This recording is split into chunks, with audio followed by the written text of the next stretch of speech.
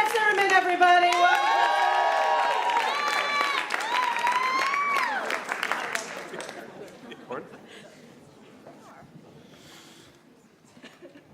Okay, shit, here we go.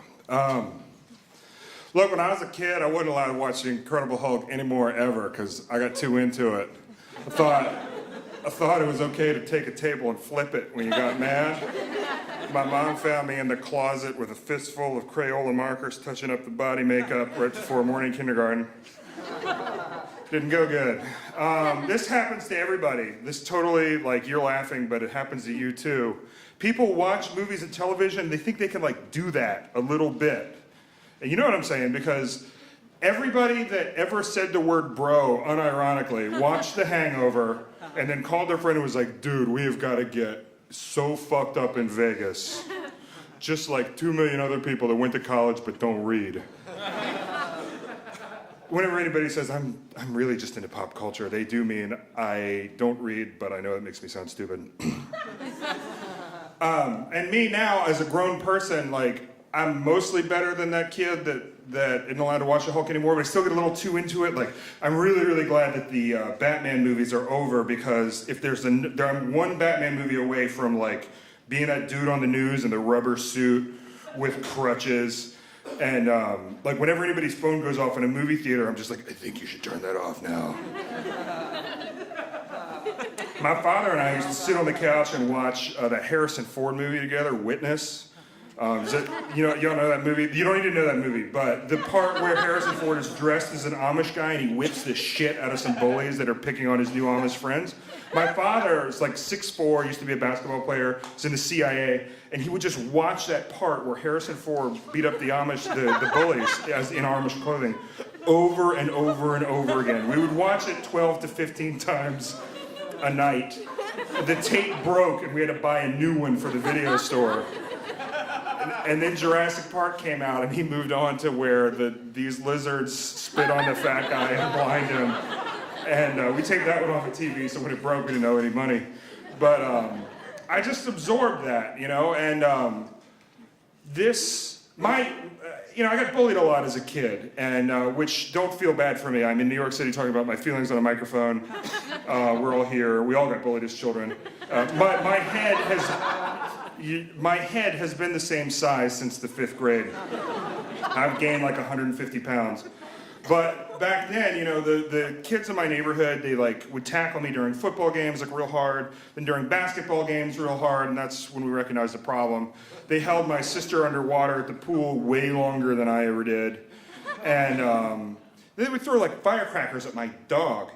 And it just got worse and worse. And I was telling my dad one night after watching Witness together, I was like, this is really a problem, Dad. And he's like, look, I know you want me to step in.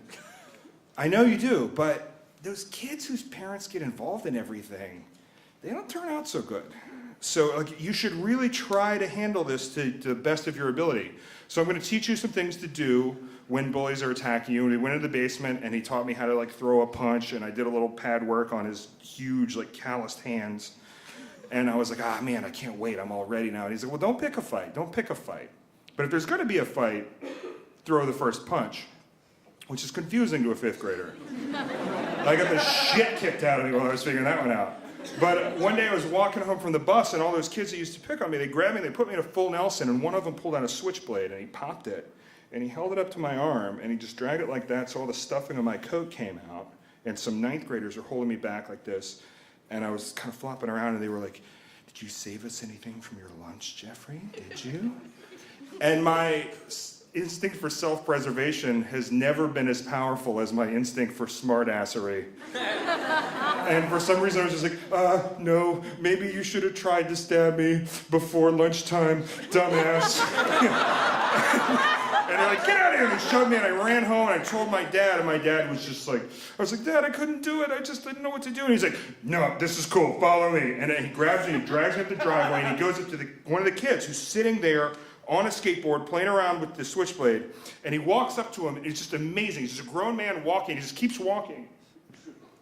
And like puts his foot right in the kid's sternum and just knocks him to the driveway. and just pinned him there.